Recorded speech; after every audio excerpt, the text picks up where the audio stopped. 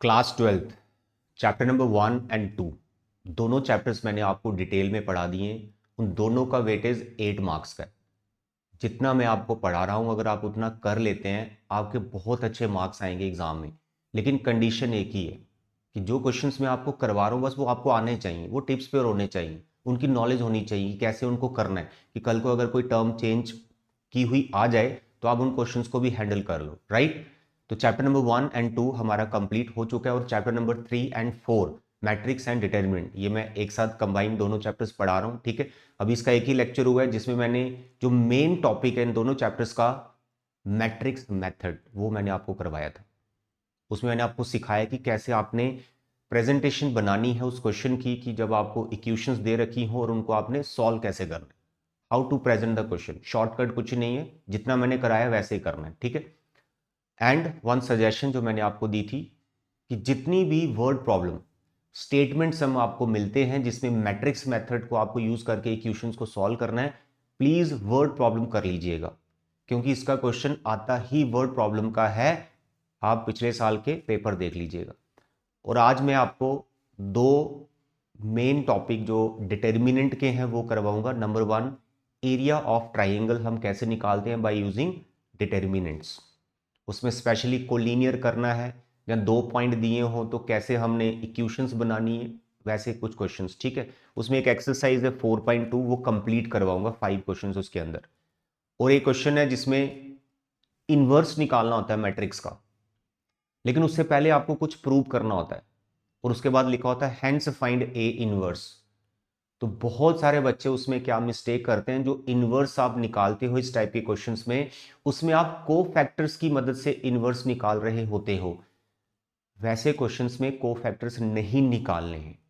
So please ये video आप complete देखिएगा, मैं वो क्वेश्चन भी आपको करवाऊंगा कि कैसे उसको मैनेज करना है। उसमें को फैक्टर्स नहीं निकालने होते, वो गलत माना जाएगा, क्रॉस हो जाएगा वो क्वेश्चन, ठीक है। और तीसरी चीज आज के लेक्चर में मैं आपको लास्ट ईयर का जो क्वेश्चन पेपर है उसमें जो क्वेश्चंस आए थे मैट्रिक्स एंड डिटरमिनेंट के वो आपको दिखाने वाला, ठीक है। तो वो क्वेश्चंस आपने देखने हैं और आपने उनको करना है, क्योंकि वो क्वेश्चन बहुत बेसिक और सिंपल क्वेश्चन है। आपको ये पता होना चाहिए कि ये दोनों चैप्टर की जो वेटेज है 10 मार्क्स की है। मैट्रिक्स एंड डिटरमिनेंट जो आप चैप्टर पढ़ रहे हो 3rd और 4th, इसका फाइनल में वेटेज 10 मार्क्स का होता है। और जो हमने फर्स्ट चैप्टर किया रिलेशन फंक्शन और आईटीएफ सेकंड वाला, इन दोनों का जो वेटेज है 8 मार्क्स का। ये 4 चैप्टर तुम्हारे 18 मार्क्स के होंगे। बहुत सारे हमारे ऐसे बच्चे हैं जो कैलकुलस नहीं कर पाते हैं, इंटीग्रेशन डिफरेंशिएशन वगैरह उनको नहीं हो पाती है उनसे। तो मैं उन बच्चों के लिए सजेशन है कि पहले तो ये 4 चैप्टर आप परफेक्ट करो, इसके अंदर कोई प्रॉब्लम है ही नहीं है। अगर कोई प्रॉब्लम है भी है अंडरस्टैंडिंग में तो आप मेरे लेक्चर्स देखो, बड़े आराम से तुम्हें समझ में आएगा। तो 18 मार्क्स तुम्हारे यहां से बन जाएंगे। उसके बाद पार्ट 2 बुक में जब लेके जाऊंगा उसमें भी 4 चैप्टर्स हैं, इसी तरह के 4 चैप्टर्स हैं बिना कैलकुलस के, वो भी बहुत इजी हैं। 4 वो करेंगे, 8 चैप्टर हैं, 5 बजे कैलकुलस के, उसके मेजर मेजर टॉपिक आप कर लो। लेकिन उन बच्चों के लिए जो बच्चे प्रॉब्लम कर रहे हैं कैलकुलस में या उनको नहीं आ रहा है, ठीक है। एनी हाउ उस पर बात हम बाद में करेंगे। तो आज हम डिस्कस करते हैं मैट्रिक्स डिटरमिनेंट के जो टॉपिक्स हैं वो, ठीक है। 10 मार्क्स का इनका वेटेज है। लास्ट टाइम जो क्वेश्चंस आए थे वो मैं आपको आज इस लेक्चर में बताने वाला। तो मेरे प्यारे बच्चे ध्यान से समझे, एरिया ऑफ ट्राइंगल आज का टॉपिक, कि हम ट्राइंगल का एरिया किस तरह से फाइंड कर सकते हैं with the help of determinants bye using determinants. एक तरह से डिटर्मिनेंट की एप्लीकेशन है, एक एप्लीकेशन है मैट्रिक्स मेथड, मतलब इक्वेशंस को कैसे सॉल्व करते हैं। डिटर्मिनेंट की एप्लीकेशन है how to solve equations by matrix.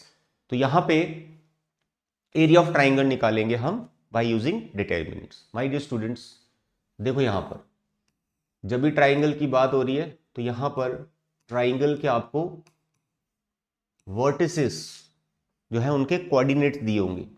जैसे ए है, मानो इसके वर्टिस हैं x1 y1, और b है दिस इज x2 y2, फिर c है x3 y3, ठीक। तो there are 3 vertices of the triangle और उनके कोऑर्डिनेट्स आपको पता चल चुके हैं जहां आपको गिवन है वट। तो आप कैसे एरिया निकाल सकते हैं ट्राइंगल का, एक छोटा सा फॉर्मूला है, 10th में भी हम सीखते हैं। 10th में अभी डिलीट हो चुका है बट पहले बच्चे करते थे। वही फॉर्मूले को हमने यहाँ पे एक डिटरमिनेंट की फॉर्म में लिखा हुआ है, दैट्स ऑल। तो बहुत आसान है, बहुत इजी है इसको लिखना। जैसे 1/2 आपको लगाना है, बेस इंटू हाइट नहीं लिखना है, इसके साथ आपने एक डिटर्मिनेंट बना देना है। ठीक, अब डिटर्मिनेंट में आपको क्या करना है, ए बी सी जो तीनों वर्टिसेस आपको दिख रहे हैं, इनका फर्स्ट कोऑर्डिनेट आप जहां तो रो 1 में लिख दो, जहां कॉलम में लिख दो, वो आपकी इच्छा रहती है। ठीक, तो मैं यहां पर इनको रो 1 में लिख रहा हूं, x1 x2 x3। बताइए क्या है ये, x1 x2 x3 क्या है, अब सीसाज ऑफ वर्टिसेस, पहला कोऑर्डिनेट। दूसरी रो में क्या लिखना है, सेकंड कोऑर्डिनेट, यानी ऑर्डिनेट्स ऑफ दीज पॉइंट्स। तो वो क्या रहेगा, y1 y2 y3। Is it clear? और लास्ट में क्या लिखना है, 3/3 का बनता है ये डिटरमिनेंट, लास्ट में क्या लिखना है, लास्ट में आपको 1 1 लिखना है। ठीक है, ये पैटर्न है, आपको ऐसे ही लिखना है। 1 1 कहां से आया, जो एरिया ऑफ ट्राइंगल का हमारे पास बेसिक फॉर्मूला जो हम 10th में सीखते हैं, बस उसी को थोड़ा मैनेज करने के लिए लास्ट में 1 1 लिखना पड़ता है, दैट्स ऑल। तो ये फॉर्मूला आपको याद रखना है। अब क्योंकि आप एरिया निकाल रहे हो तो इसलिए याद रखें, ये पूरा फॉर्मूला मॉड के अंदर चलता है। ठीक, क्योंकि अगर एरिया कल को नेगेटिव आ रहा है तो आपने उसको पॉजिटिव लेना होता है, एब्सोल्यूट वैल्यू लेनी होती है। Area can not be negative. Okay, तो ये एक बेसिक फॉर्मूला है, इस फॉर्मूले पे बेसिस पे आपकी पूरी एक्सरसाइज चल रही। 4.25 क्वेश्चन है, सभी मैं आपको करके बताऊंगा।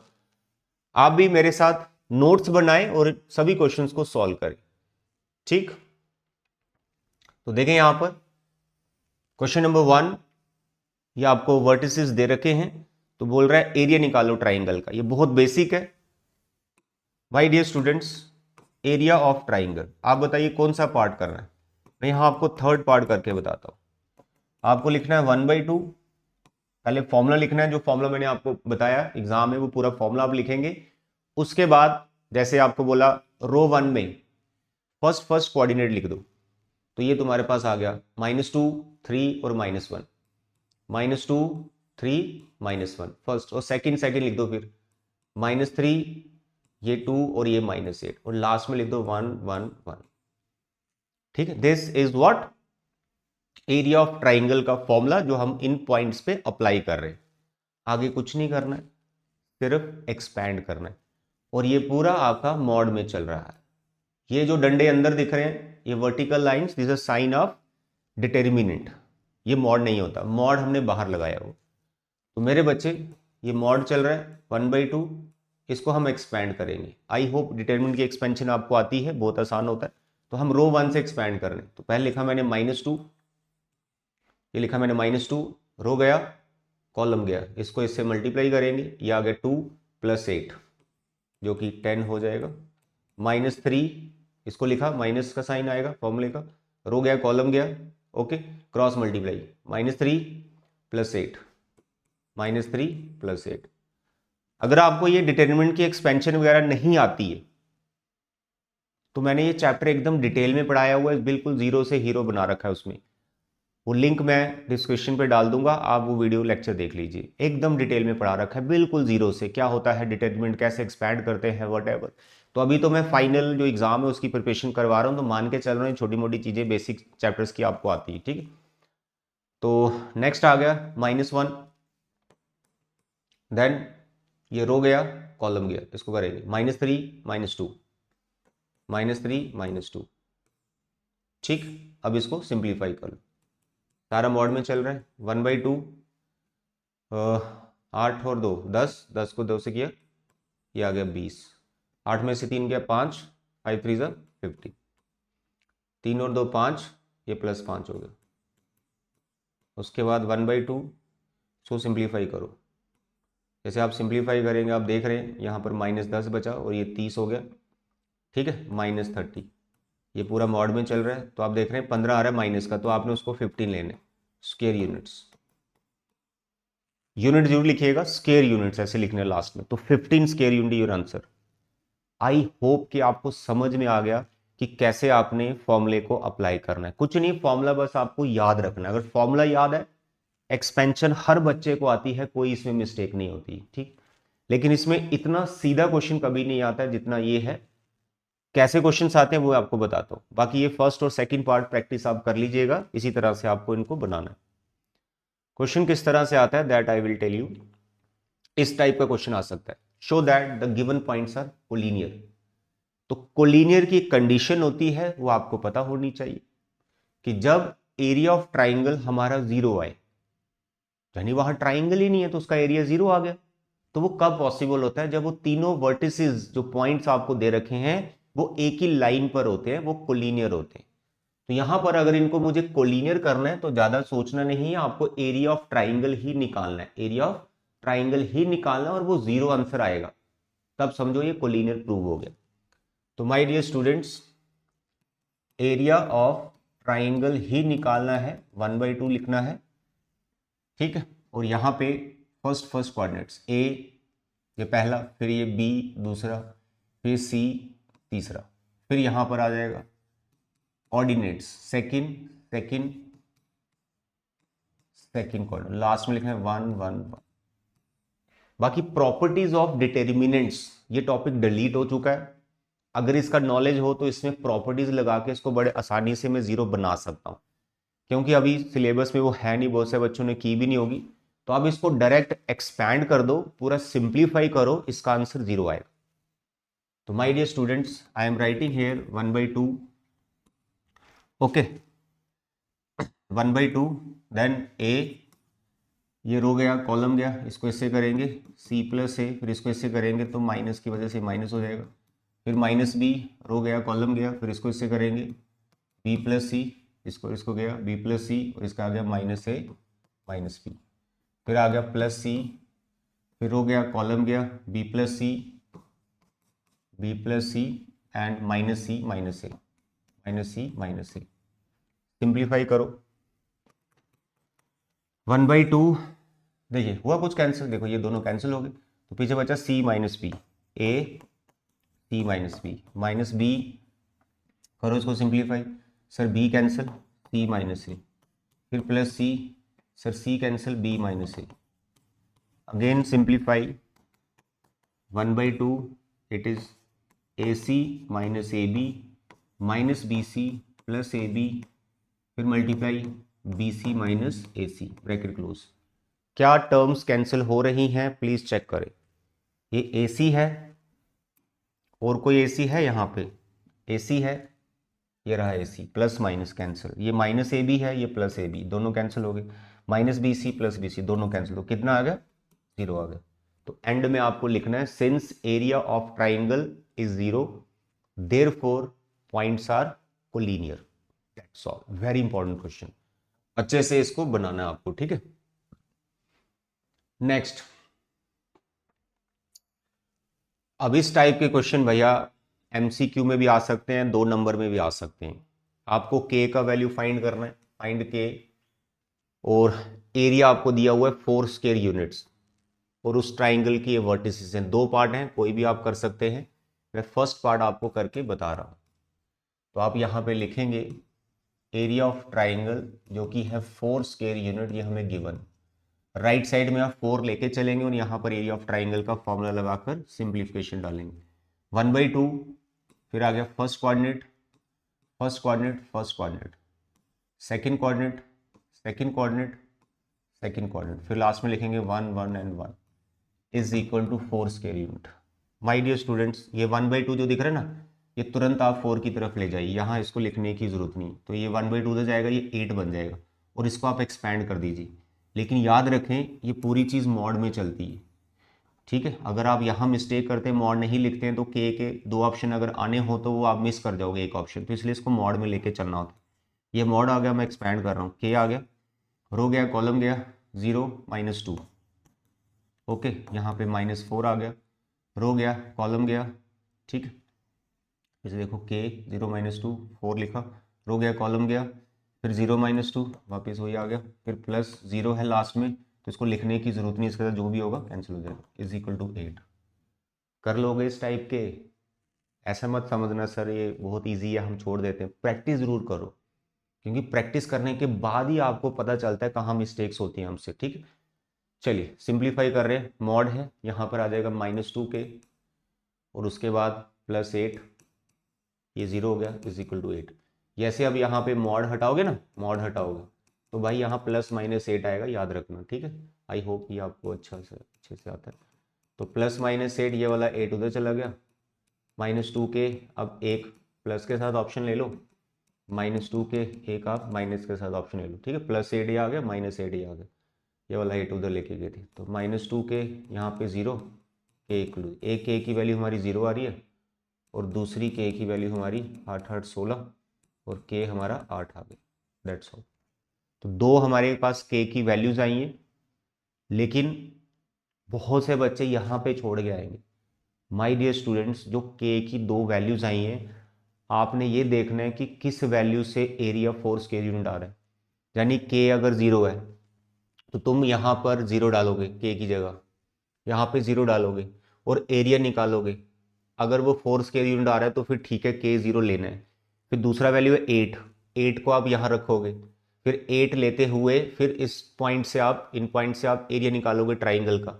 अगर वो 4 स्क्वायर यूनिट आ रहा है तब आपको लेना है, और जिस वैल्यू से 4 स्क्वायर यूनिट का एरिया नहीं आ रहा होगा वो वैल्यू को आपने रिजेक्ट करना है।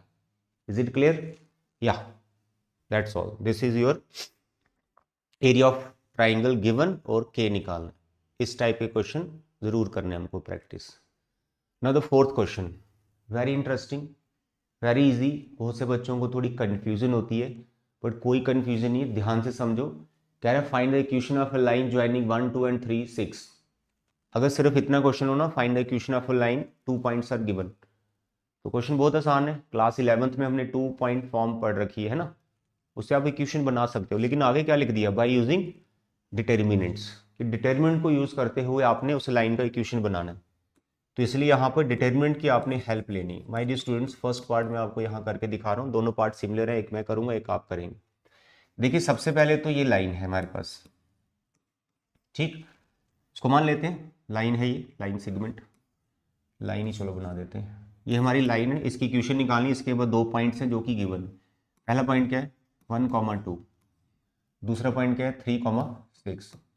Our line is passing through these 2 points. तो what is the equation of this line? Very simple. 2 point है, इक्वेशन निकालनी। अगर हम स्ट्रेट लाइन में चैप्टर में जो पढ़ते हैं तो उसमें देखते हैं तो हम फॉर्मूले में x और y भी होता है, लेकिन यहाँ पे वो फॉर्मूला तो लगाना नहीं। तो x y वाला जो पॉइंट है वो आपको खुद से लेना है।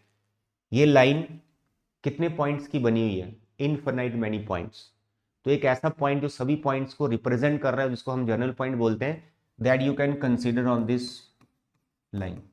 तो आपको लिखना है let P X comma Y be general point या फिर भी any point on the line, ठीक है। ये समझ लिखना आप, जैसे आप ये लिखेंगे और आपने डायग्राम बनाया होगा, फिर आप लिखने हैं देयरफॉर जो हमारे पॉइंट्स हैं ए पी बी, ये क्या हो गए, आर कोलिनियर। अगर ये कोलिनियर हो गए तो ए पी बी से जो ट्राइंगल तुम बनाने की कोशिश करोगे वो तो बनेगी नहीं, यानी ट्राइंगल का एरिया 0 आएगा। तो तुरंत इसके बाद तुम लिख सकते हो therefore area of triangle A P B, कि ए पी बी जो ट्राइंगल है अगर मैं बना रहा हूं तो वो बनेगी नहीं, इसलिए उसका एरिया क्या होगा, 0 होगा, क्योंकि तीनों पॉइंट्स क्या है, कोलिनियर है। तो अब आपको एरिया ऑफ ट्राइंगल का फॉर्मूला लिखना है और 0 के इक्वल लेके चलना है, और पॉइंट्स आपको यही वाले यूज करने हैं, ठीक। तो मेरे बच्चे फिर से आ गया 1/2 first coordinates 1x and 3, 1x and 3, second 2y6, 2y6 और लास्ट में 1 1 1, किसके इक्वल, 0 के इक्वल। 1/2 एक नॉन जीरो नंबर है, इसको आप नेग्लेक्ट कर सकते हो, 0 के साथ कैंसिल आउट हो जाएगा, ऐसा सोचें आप, और यहाँ इसको एक्सपैंड कर दो। ये किया एक्सपैंड हमने, y - 6 - x, रो गया कॉलम गया, 2 - 6 और +3, रो गया कॉलम गया, 2 - y is equal to 0। Simplify करें इसको, देखो जब इधर 0 हो ना तो फिर मॉड लेने की कोई ज़रूरत नहीं है, क्योंकि मॉड हटाओगे भी तो 0 के साथ +- 0 आएगा। जब जब यहाँ पे नॉन जीरो नंबर है फिर ये मॉड में ही चल रहा है, प्लस माइनस को ऑप्शन लेने। यहाँ 0 है तो मॉड लिखने की जरूरत नहीं होती। बस बच्चे यहाँ से इक्वेशन आ जाएगी, y - 6, 6 में से 2 गया 4 + 4x हो जाएगा। ये आ गया 3 2 6 minus 3y is equal to 0। यहाँ पे आ गया 4x माइनस 3y, 6 कट गया तो 6 कट गया, तो फिर y वाली टर्म बच रही है plus y is equal to 0। 4x 3 में से गया, 2y equal to 0, 2 common, 2x minus y equal to 0, that's all. तो इस तरह से आपको एक लीनियर इक्वेशन ही मिलती है इस केस में। तो ऐसे एक लीनियर इक्वेशन बना के आपको छोड़ देना है। वेरी इंपॉर्टेंट क्वेश्चन, बहुत टाइम से आया नहीं है, हो सकता है इस बार आपको आ जाए, तो अच्छे से कर लेना। तो this is question number 4, second part आप खुद करेंगे। Now the next is question number 5। Area is 35 square units, points आपको दिए ट्राइंगल के, बताइए के क्या है। मेरे ख्याल से अभी आप कर लेंगे क्योंकि सिमिलर क्वेश्चन मैंने आपको करवा दिया है। प्लीज इस क्वेश्चन को आप जरूर ट्राई कीजिएगा और जो परफेक्ट ऑप्शन होगा उस पर आपने टिक लगाना। तो ये थे बच्चे हमारे 4.2 के क्वेश्चंस। अब हम चले जाएंगे नेक्स्ट, जिसमें इनवर्स निकालना होता है और आप को फैक्टर से निकाल के आते हो, वो गलत हो जाता है। उसमें लिखा होता है हेंस फाइंड, मतलब जो रिलेशन आपने प्रूव किया उसकी हेल्प से इनवर्स निकालना है। मैं आपको करके बताऊंगा, बस आपने ध्यान देना है बच्चे कि कैसे इसको करना होता है। ठीक, वो है तुम्हारी एक्सरसाइज 4.4। हाँ, इसको खोलते हैं 4.4। ओके,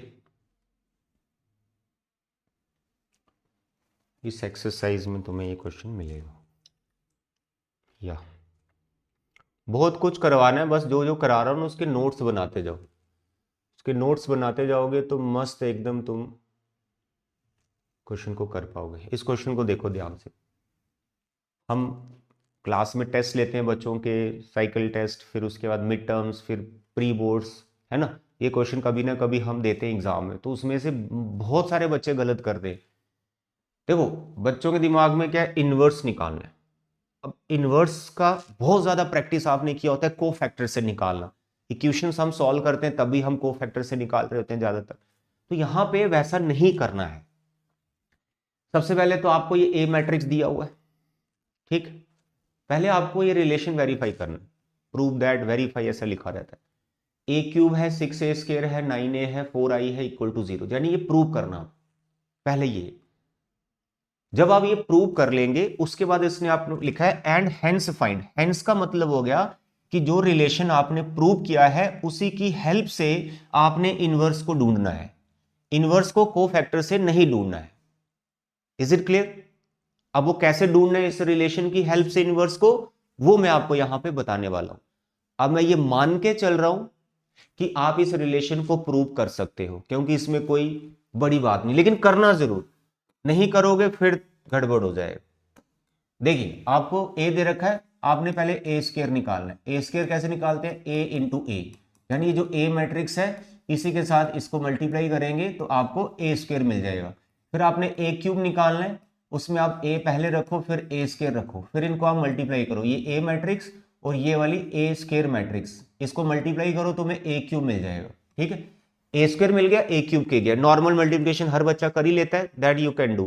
फिर ए स्क्वायर और ए क्यूब की जो वैल्यू लेफ्ट साइड लीजिए, यहाँ ए क्यूब डालिए, यहाँ ए स्क्वायर डालिए, ए आपको गिवन है, आई आइडेंटिटी मैट्रिक्स होती है, पूरा सिंप्लीफाई करो, सारे एलिमेंट्स जो सिंप्लीफिकेशन में आएंगे वो आएंगे 0 0 0 0, वो नल मैट्रिक्स हो जाएगी, तो 0 के इक्वल प्रूव हो जाएगा। इतना करने के बाद अब इनवर्स कैसे निकालना है वो आप सीखो माय डियर स्टूडेंट्स। देखिए आप लिखेंगे now we have proved this is equal to 0, ये आपने प्रूव कर दिया, ये 0 के इक्वल। अब आपको किस तरह से इनवर्स निकालना है, प्रोसेस को समझिए। ठीक है, प्रोसेस को समझिए, just a minute. Okay, process को समझिए। सबसे पहले आपको क्या करना है, इसमें जो आई वाली टर्म है उसको उधर ट्रांसफर करना है। ठीक है, सबसे पहला स्टेप आपका ये हो, ये आ गया आई। जैसे आपने आई वाली ट्रांसफर की उधर, आपने इनवर्स के साथ दोनों तरफ मल्टीप्लाई करना है। प्री मल्टीप्लाई आप कर सकते हैं जहां post multiply, that is your choice. तो I am writing pre multiply A inverse to both side. अब प्री मल्टीप्लाई में ए स्क्वायर ऐसे लिखा जाएगा, सारे स्टेप्स दिखाएं, वहां पर स्टेप मार्किंग होती है, शॉर्टकट इस्तेमाल ना कर। Is it okay? 4 कांस्टेंट है, इसको as it is matrix to matrix चले। तो इनवर्स के साथ हमने सब मल्टीप्लाई कर दिया, इनवर्स सब के साथ लगा दिया। अब आप इसकी ग्रुपिंग करो ऐसे, जैसे ए इनवर्स है, ये ए क्यूब है, तो इसके साथ एक ए इसको दे दीजिए और एक ए स्क्वायर आप साइड में कर दीजिए, that you can do, associative law hold करता है, ऐसा आप कर सकते हैं, नो प्रॉब्लम। इसको ऐसे करेंगे, ए इधर ले जाएंगे, प्लस 9, ये ग्रुप पहले से बना है, ए इनवर्स इंटू ए। अब ये बड़ा इंटरेस्टिंग है, 4 के साथ ए इनवर्स इंटू आई, 4 का तो चलो कोई रोल नहीं है। अब ए इनवर्स इंटू आई क्या होगा? ए इनवर्स होगा। यहां आपने रीजन डाल देना है कि किसी भी मैट्रिक्स को जब हम आई से इंटू करते हैं तो हमें वही मैट्रिक्स मिलती है। रीजन आप साथ साथ में डालते जाइए। तो यहां पर ये रीजन इसके लिए आया कि ए inverse into I, A inverse हो गया। ए इनवर्स जो है वो एक तरह की मैट्रिक्स है, इसलिए आई के साथ इंटू होके वही आ जाता है, ये रीजन हमने डाल दिया। क्लियर हो गया? बस ऐसे ही पूरा सिंप्लीफिकेशन चलता जाएगा। अब ए इनवर्स इंटू ए क्या होगा? आई, दैट वी नो, इसको हम आई लिखेंगे। आई के साथ है ए स्क्वायर, ठीक है, आई के साथ बचा ए स्क्वायर, फिर -6, फिर A inverse into A, I into A, फिर 9 के साथ क्या बचेगा? A inverse into A, it is I, यहां पे चल रहा है 4 ए इनवर्स, फिर आई इंटू ए स्क्वायर होगा, यही वाला रीजन आप डाल देंगे, -6 आई इंटू ए होगा, plus 9 I, that's all. My dear students, बस इतने स्टेप्स आपको करने होते हैं। इनवर्स आपका आ चुका है, अब आपको क्या करना है, ये दिख रहा है ए स्क्वायर, ये आपने पहले से निकाला हुआ ए स्क्वायर, तो ये ए स्क्वायर की जो मैट्रिक्स होगी वो आपको यहां पे डाल देनी है ऐसे। फिर -6 ए वाली मैट्रिक्स आपको गिवन है, वो यहां डाल देनी, प्लस 9 के साथ आई है, तो that you know I is identity matrix, ये आपने यहां डाल देनी, ठीक है, दैट्स ऑल। इसको पूरा आप सिंप्लीफाई करेंगे, आपको एक मैट्रिक्स मिलेगी, और ये वाला जो 4 है फिर आप इधर ट्रांसफर करेंगे, 1/4 हो जाएगा, तो इस तरह से आपका इनवर्स आएगा। गलती नहीं करनी, कोफैक्टर इसमें नहीं निकालने, इस तरह से इनवर्स निकालना। आई होप कि आप इसको कंप्लीट करेंगे क्वेश्चन को, ये बहुत इंपॉर्टेंट है। हो सकता है ये 5 मार्क्स का क्वेश्चन या 3 मार्क्स का क्वेश्चन आपको आपके फाइनल एग्जाम में मिल जाए, तो इसलिए इसकी प्रैक्टिस जरूर कीजिएगा। थोड़ा सा लेंथी है बट प्रैक्टिस करिएगा, और आप देखिएगा आपका आंसर परफेक्टली मैच हो रहा है कि नहीं हो रहा है। आंसर मैच होना बहुत जरूरी है, क्योंकि इसमें मिस्टेक के चांसेस बहुत ज्यादा है, क्योंकि इसमें कैलकुलेशन पार्ट है, तो इसलिए इसकी प्रैक्टिस खूब कीजिए आप, ठीक है। एनसीईआरटी में 3-4 क्वेश्चन आपको मिलेंगे, सारे कर डालो, ओके। चलिए, तो एक तो आपको ये सिखाना था मैंने, एरिया ऑफ ट्राइंगल सिखा दिया। नेक्स्ट प्रीवियस ईयर पेपर दिखा रहा हूं, वो क्वेश्चन जो मैट्रिक्स डिटरमिनेंट क्या रखें, ध्यान से देखिए, और इन क्वेश्चंस को कोशिश करो करने की अपनी नोटबुक पर। अभी मैं सॉल्व नहीं करूंगा, नेक्स्ट लेक्चर कभी आएगा जो उसमें मैं सॉल्व करके आपको दिखा दूंगा, ठीक है। लास्ट ईयर का पेपर जो हुआ था हमारा 8 मार्च को, ये पेपर रखे हैं मैंने सभी संभाल के, 8 मार्च को हमारा पेपर हुआ था, ठीक। देखिए एमसीक्यू आए थे जो है ज्यादातर मैट्रिक्स के, 3 एमसीक्यू थे, गणित। I hope it is visible, clear नजर आ रहा है। देखिए ये है तुम्हारा एमसीक्यू क्वेश्चन नंबर 2। ये ऐसा एमसीक्यू आपको एनसीईआरटी में नहीं मिलेगा, लेकिन ये बहुत इजी है, ठीक है, इसको समझने की जरूरत है। अभी मैं पढ़ाऊंगा, चिंता मत करो, क्वेश्चन भी कराऊंगा, आपको बता रहा हूँ। एमसीक्यू आया था 1 नंबर का, ये आ गया था एक एमसीक्यू, 1 2 हो गए, ठीक है। उसके बाद ये डिटरमिनेंट से रिलेटेड बड़ा बेसिक सा क्वेश्चन आया था, बट उतना बेसिक ना समझे, कई बार प्लस माइनस की मिस्टेक होती है, बच्चा कंफ्यूज होता है, तो एक क्वेश्चन हमारा ये आया था। उसके बाद एक क्वेश्चन ये आया था, ए क्यूब निकालो, है ना, ए क्यूब निकालो, मैट्रिक्स का क्वेश्चन, 3 एमसीक्यू, एक डिटरमिनेंट का था बस। ये भी मैट्रिक्स का ट्रांसपोज से रिलेटेड ये क्वेश्चन आ गया था, कौन सी प्रॉपर्टी यहाँ पे ट्रू फॉल्स के बारे में बता रखा है, दैट्स ऑल। तो ये थे कुछ एमसीक्यूज। फिर आपको दिखा दूं कि मैट्रिक्स मेथड से जो क्वेश्चन आया था वो एक वर्ड प्रॉब्लम थी जो आपको कर लेनी चाहिए। ठीक है, बाकी ये पूरा पेपर हम सॉल्व करेंगे, कर ही रहे हैं। रिलेशन फंक्शन के मैंने सारे क्वेश्चन सॉल्व करके बताए, मैट्रिक्स डिटरमिनेंट के भी सॉल्व करूंगा, तो पूरा पेपर आपका सॉल्व हो जाएगा। ये हर चैप्टर वाइज में सॉल्व करता जाऊंगा। ठीक है, सेक्शन सी ये आ गया। चलिए नेक्स्ट एलपीपी, ये आ गया सेक्शन डी। ओके, तो ये है 33, कर लो नोट इसको। ठीक है, स्क्रीनशॉट ले लो। इसकी इक्वेशंस बनानी है आपने, 3 इक्वेशंस बनेंगी और मैट्रिक्स मेथड से आपने उनकी वैल्यूज निकालनी। तो जो भी स्पीड वगैरह पूछी है दैट यू कैन फाइंड, बस दैट्स ऑल। 10 मार्क्स फ्री के मार्क्स हैं क्या करना है, फ्री के मार्क्स है। थोड़ा दिमाग से टेक्निकल तरीके से चलो, हर सब्जेक्ट में अच्छे मार्क्स आप ले सकते हो। मैथ्स मेरी रिस्पॉन्सिबिलिटी है, पढ़ा रहा हूँ, फाइनल तक पढ़ाता रहूंगा। ठीक है, लेकिन आपका काम है जो आपको बताया जा रहा है उसकी प्रैक्टिस करो। क्लियर? तो आज के लेक्चर में इतने। नेक्स्ट लेक्चर अभी मैट्रिक्स डिटरमिनेंट के ही चलेंगे, इतनी जल्दी मैं इसको पैक नहीं करूंगा, बट नोट्स आपने सारे मेरे साथ बनाते रहने। थैंक यू बच्चे, bye bye and take care.